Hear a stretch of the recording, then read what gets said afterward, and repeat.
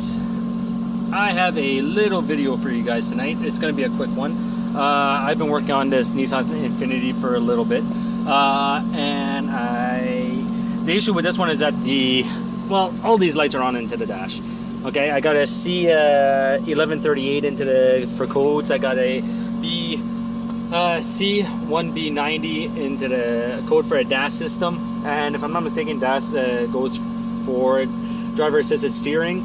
I could be wrong on that. I'm not a Nissan expert, but I'm going to show you guys what's going on anyway. So this one has two motors onto the rack. So you got one on the left hand side, and then you got one on the right hand side. Now those motors are supposed to get signals from their corresponding modules, the left and right modules, in order to operate your steering properly. So if you have driver assisted steering, if you have front adaptive headlight systems, it all uses those modules in order to correspond what happens. Lane departure also, stuff like that, to bring the steering, your car back into the proper lane.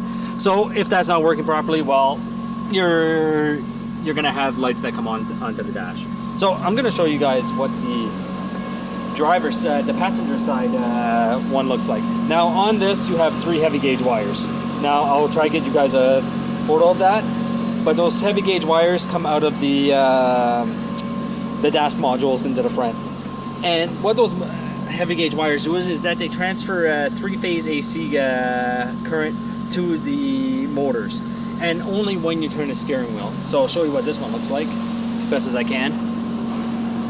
Let's see. Ooh, is it gonna reach? I think we're good. All right, so try to show you guys this.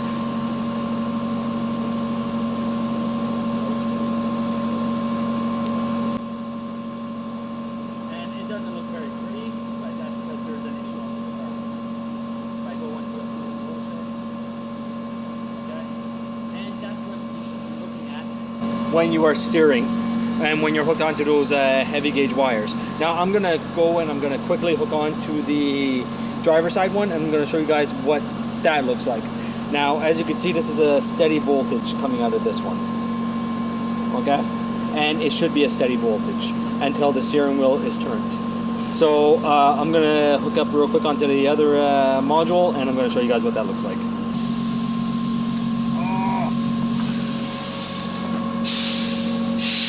Alright guys, so this is what this signal looks like. I had to zoom into 50 microseconds in order to get you guys to look at it like this. I'll zoom back out real quick. This is what that signal looks like zoomed out. So that does not look like anything like the other module, as you can tell. Clearly there's a difference. So we'll go back in real quick. Actually what I'll do is I'll turn the steering wheel real quick for everyone. And look how that signal just looks horrendous, okay? So what I'm gonna do now, I'll zoom back into the 50, and as you can tell, not a very good signal. And here we go, I'm just turning the steering wheel. So I'm gonna take and I am going to hook you guys up to another module that is underneath, which is for your steering wheel. Okay, and I'm just gonna hook onto these wires. These wires come from the EBS module that's under the passenger side dash. Those wires right there. And I'm gonna show you the same signal that you're supposed to have. All right, so I am hooked onto the red wire underneath, and as you can tell, our voltage is almost near 5 volts. So what we're gonna do? Oh, we don't want to measure. We'll just go and we'll go back to 1 millisecond. We'll give that a try. Or is that 1 second? 1 second. So, as you can tell, when you turn the steering wheel, you should have a nice AC signal. Now, if you were taking, you would hook up, don't worry about the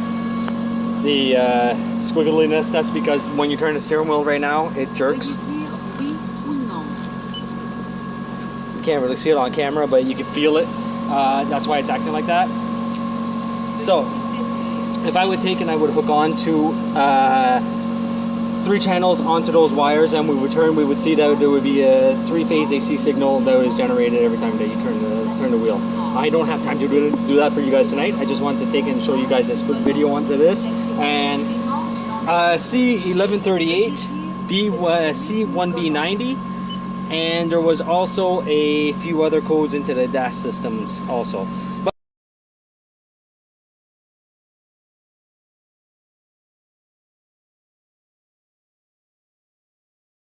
But that's it for this one.